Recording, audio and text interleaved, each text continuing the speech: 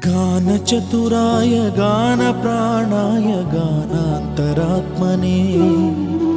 गानोत्सुकाय गानमत्ताय गानोत्सुकमनसे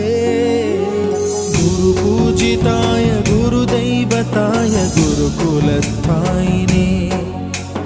गुरुविक्रमाय गुह्यप्रवराय गुरवे गुणगुरवे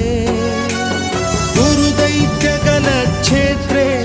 गुरुधर्मसदाराध्याय गुरुपुत्रपरित्रात्रे गुरुपाखण्डखण्डकाय गीतसाराय गीततत्त्वाय गीतगोत्राय धीमहि